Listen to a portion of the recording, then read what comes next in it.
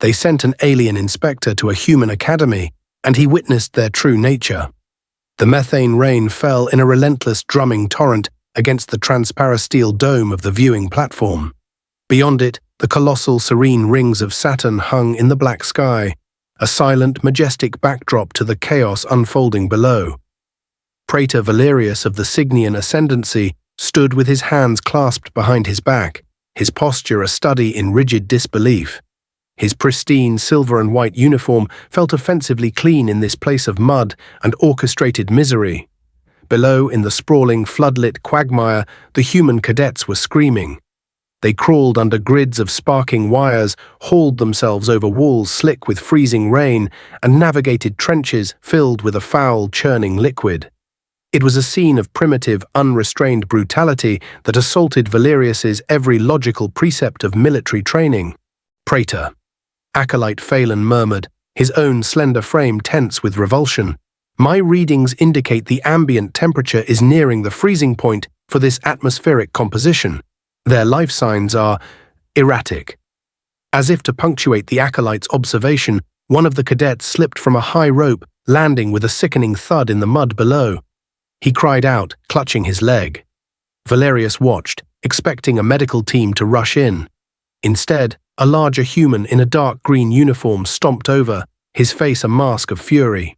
He screamed words that the translator rendered as raw, guttural insults, until the injured cadet, face pale with pain, staggered back to his feet and began to climb the rope again. "Magnificent, isn't it?" A cheerful voice boomed beside them. Valerius turned to face Commandant Rexford Stone. The human was broad, weathered, and wore a grin that seemed entirely at odds with the suffering on display. "Magnificent?" Valerius repeated, his voice tight. "Commandant, I fail to see the strategic value in this orchestrated torture." "Torture?"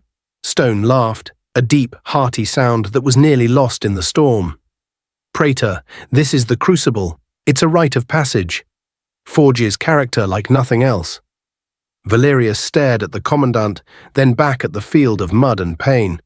"Character," he said, the word feeling alien in his mouth. On Cygnus, character was forged in halls of logic and philosophical debate, not in filth. His gaze met Phelan's, and he saw his own horror reflected there.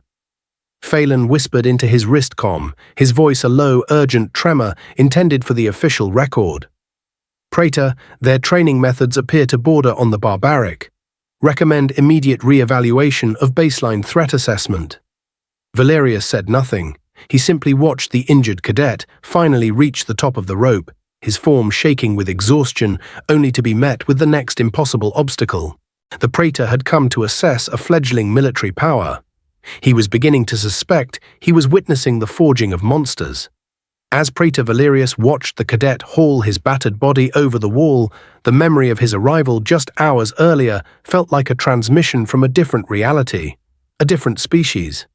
It had all started so deceptively, civilized. Their diplomatic shuttle, a vessel of polished silver and graceful lines, had landed in a docking bay that was the epitome of stark functionality. There was no grandeur, no ornate architecture, like the kind that graced the Cygnian War College on his homeworld. Just bare, grey metal, harsh lighting, and the clean, sterile scent of recycled air. This initial impression had suited Valerius's prejudices perfectly. The humans were newcomers, aping the aesthetics of more established powers without any of the underlying cultural grace. Commandant Stone had been waiting for them on the landing platform. Even then, Valerius had noted the man's ruggedness as being at odds with his title. The praetor was accustomed to military academics who were intellectuals first and foremost, their bodies lean from lives spent in libraries and command simulations. Stone looked as if he had been carved from the very rock of this desolate moon. Their initial tour did little to dissuade Valerius of his assumptions. They were shown classrooms with standard holographic displays and tactical simulators that appeared to be slightly dated versions of the Galactic Standard models. "Your theoretical warfare simulations, Commandant?" Valerius had inquired, his tone carrying the polite condescension of the truly secure. "Are they based on the latest Cygnian tactical models?" Commandant Stone had looked at him, and for a fleeting moment, Valerius saw that same unsettling grin he now knew so well. We use them as a starting point, Praetor, Stone had replied, his voice a low rumble. But theory is one thing. Reality has a much steeper, much muddier learning curve. The words had seemed merely like a quaint provincial aphorism at the time. Now, standing in the freezing methane rain, watching boys turn into weapons through sheer agonizing effort, Valerius understood. It wasn't an aphorism, it was a statement of doctrine. The Commandant's words echoed in Valerius's mind as his perspective snapped back to the present. The muddier learning curve was literal. Stone led them away from the crucible toward a vast parade ground that had been transformed into a knee-deep soup of freezing grey mud. In the torrential downpour, squads of cadets were performing agonizingly slow push-ups, their bodies shaking with exertion, their faces indistinguishable under a uniform coat of grime. Each upward press was a testament to raw, stubborn endurance. "This is fundamentally inefficient," Valerius stated, his voice sharp with a frustration that was beginning to override his diplomatic composure. "You risk hypothermia, stress fractures, and severe morale degradation. A properly calibrated environmental simulation could replicate these conditions with precise control and zero physical risk." Stone stopped, turning to face the Praetor. His grin was gone, replaced by an expression of placid patience, the look of a teacher explaining a simple concept to a slow student. "A simulation can't teach you the smell of freezing mud, Praetor. It can't teach you the true ache in your bones that screams for you to quit, or the feel of grit in your teeth. The body has to learn that lesson so the mind knows how to ignore it." He swept a hand across the miserable scene. "We call it embracing the suck. They learn to live here, in the worst place we can make for them. When they get to an actual war zone, it'll feel like a vacation." As if on cue, a cadet in a nearby squad faltered, his arms giving out and sending him face first into the slurry. He didn't rise.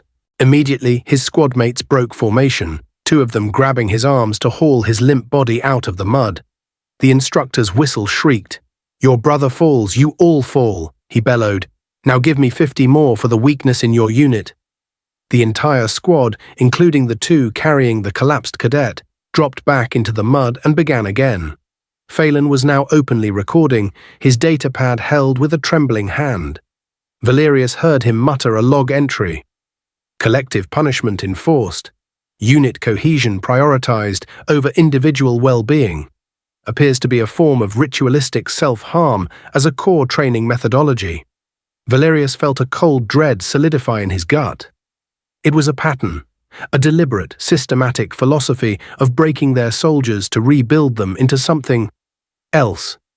Something that didn't just endure hardship, but drew strength from it. Commandant Stone led them indoors, and for a moment, Praetor Valerius felt a wave of relief. The air inside was warm and still, a welcome respite from the biting rain. But the relief was fleeting, replaced by a new kind of bewilderment. They had entered a biodome of colossal scale. A dense, alien jungle, unlike any Valerius had ever seen, rose to meet a ceiling that simulated a sky with twin suns. The air was thick with humidity, buzzing with the sound of unseen insects, and punctuated by the piercing cries of holographic predators that stalked the undergrowth. Scattered throughout this meticulously crafted hellscape were small, exhausted groups of cadets. Valerius watched one group struggle to lash together a crude shelter from thick, broad leaves and fibrous vines. Another was attempting to start a fire by striking a piece of flint against the back of a large knife.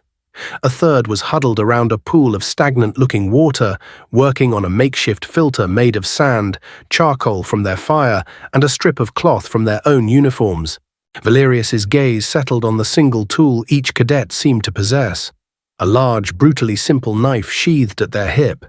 "This is their survival equipment?" he asked, unable to keep the incredulity from his voice. "A single blade. The standard Cygnian legionary kit contains 20 distinct tools, including a plasma cutter and a molecular water purifier." "And what happens when the plasma cutter's power cell dies?" Stone countered, his voice soft but sharp. He pointed toward a cadet who was expertly carving a spear from a fallen branch, her face a mask of intense concentration. "We give them just a knife to force them to see everything else as a tool. The ground, the trees, the rocks, the very bones of the creatures they hunt. They learn to be creators, not just consumers of technology. He paused, letting the lesson sink in. A soldier who relies on 1,000 gadgets is a technician, Praetor. If one of his gadgets fails, he is helpless. A soldier with a knife and the will to live is a survivor. The Praetor felt a profound chill that had nothing to do with the memory of the rain. He recalled a high-level command seminar he had once attended back on Cygnus. The topic was Advanced Resource Scarcity, a complex war game of logistics and supply chain failure. It had been a purely theoretical exercise, a stimulating intellectual puzzle. Here, the humans were not theorizing.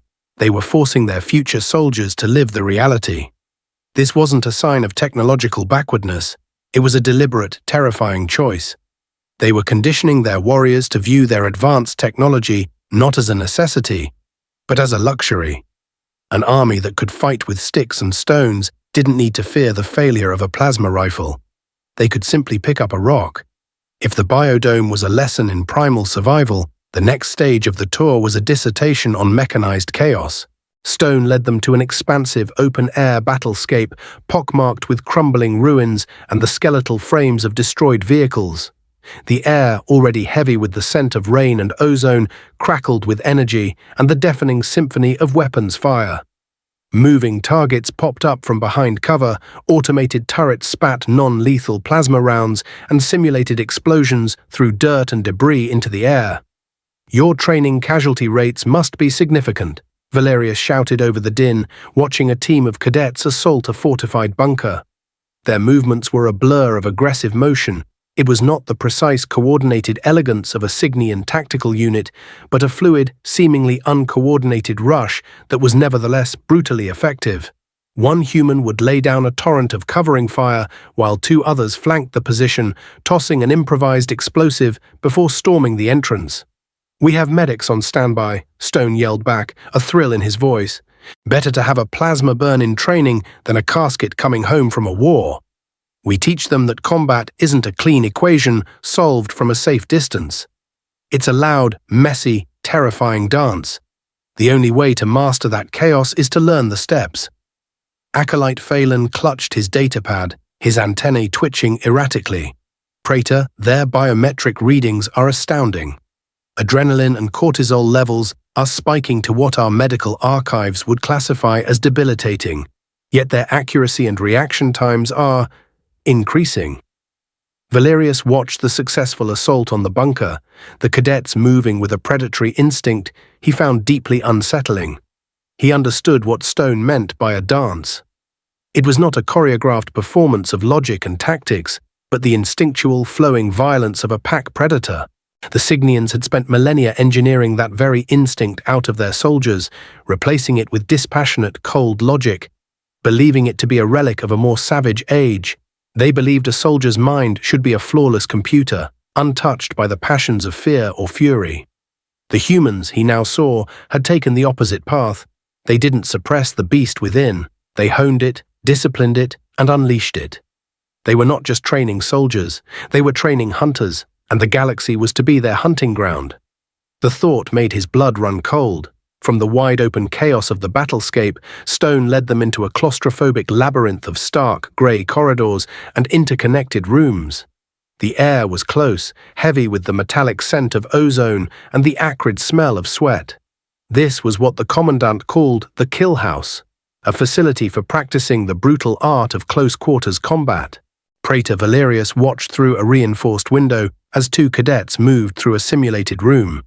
There was no elegance to their movements, none of the stylized, almost dance-like martial arts favored by the Cygnian ascendancy. This was something else entirely. It was a vicious economy of motion, a flurry of disabling strikes, joint locks, and brutal takedowns designed for one purpose: to end a fight as quickly and decisively as possible. His revulsion deepened as he witnessed an instructor overseeing a sparring match. One cadet, larger than his opponent, gained the upper hand, disarming the other with a swift, painful-looking twist of the wrist. The disarmed cadet fell back, defeated. On a Cygnian training floor, the match would have ended. The victor would have been acknowledged. The loser given time to recover and analyze his failure. Here, the instructor merely jabbed a finger at the loser. "He's not dead," the man roared. "His friends are right behind him. Get up. What are you going to do now?" The losing cadet, breathing heavily, pulled the knife from his boot. It was the same simple, rugged blade Valerius had seen in the biodome. He lunged back into the fray with a guttural yell. "This is unseemly," Valerius finally managed, turning to Stone. "There is no honor in such fighting. You teach them to strike an opponent who is already disarmed." For the first time all day, Commandant Stone's placid demeanor hardened. His eyes, which had held a spark of cheerful pride, now became chips of ice.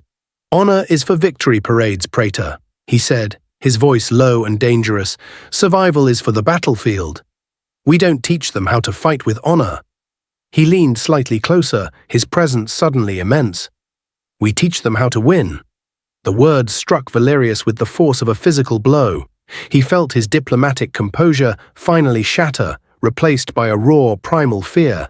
It was a fear born not of the violence he was witnessing, but of the cold, unyielding philosophy that drove it.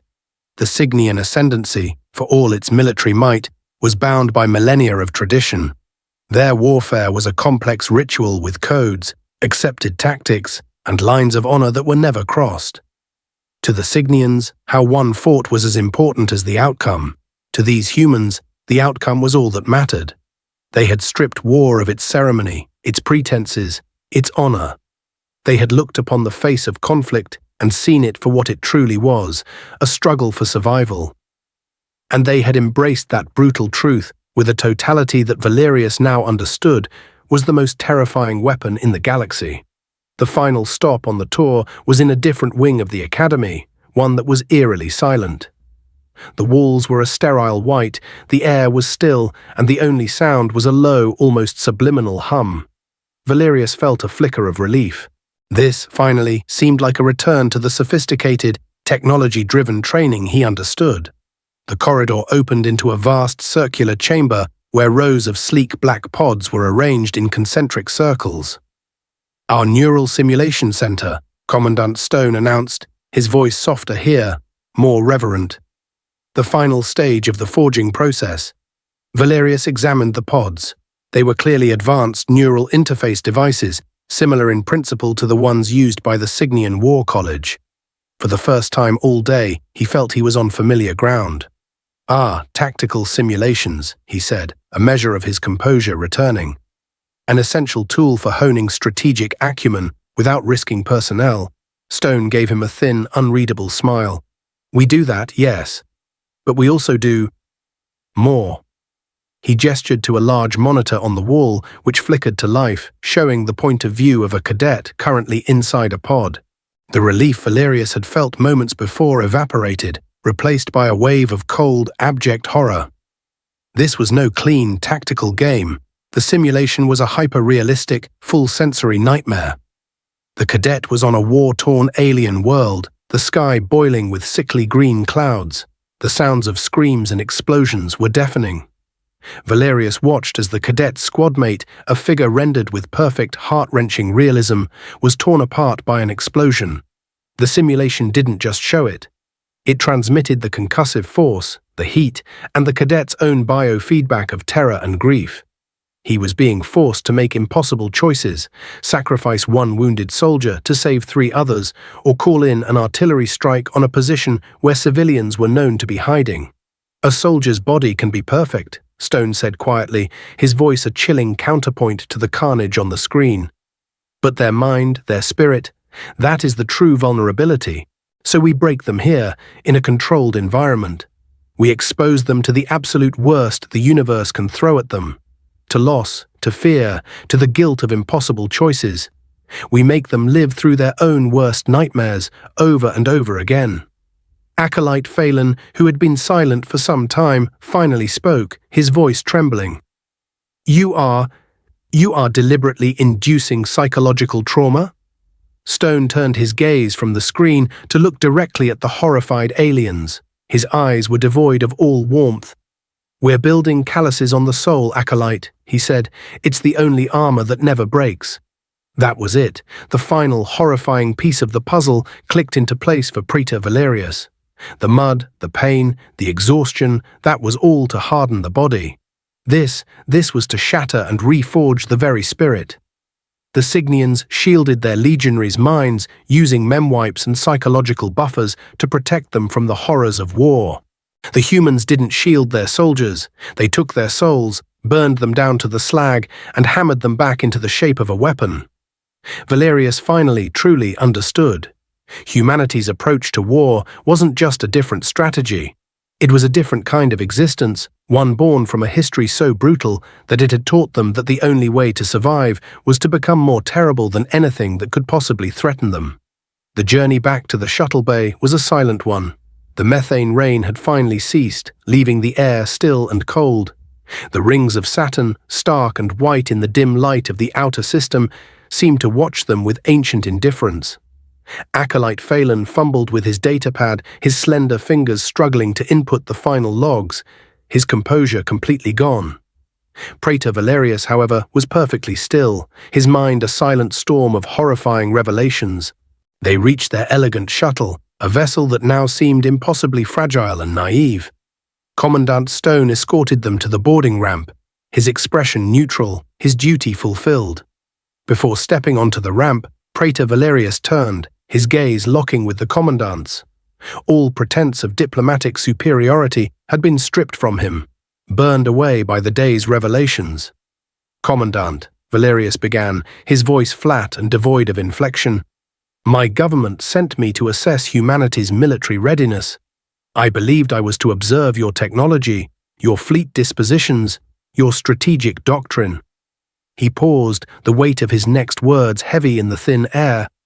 "I was catastrophically mistaken. Your greatest weapon is not in your starships or your plasma cannons. It is forged in the mud and the pain of this place. It is your species' capacity to endure, to suffer in ways my people can no longer even comprehend." Commandant Stone offered a simple, unadorned nod. His face held no triumph, no pride, only the quiet certainty of a fundamental truth. "Victory has a price, Praetor," he said. "We're just willing to pay it in advance." Valerius held the human's gaze for a second longer, then turned and boarded his shuttle without another word. As the ship ascended, rising silently from the desolate surface of Titan, Valerius stared out the viewport at the receding lights of the Aegis Command Academy. He had arrived that morning to evaluate a primitive but ambitious species, to measure their worthiness to engage with the wider galaxy. He was leaving with the certain knowledge that he had just witnessed the crucible of the most dangerous warriors the universe had ever known. His official report to the Signian Ascendancy would not contain recommendations for containment, or sanctions, or integration. It would be a warning.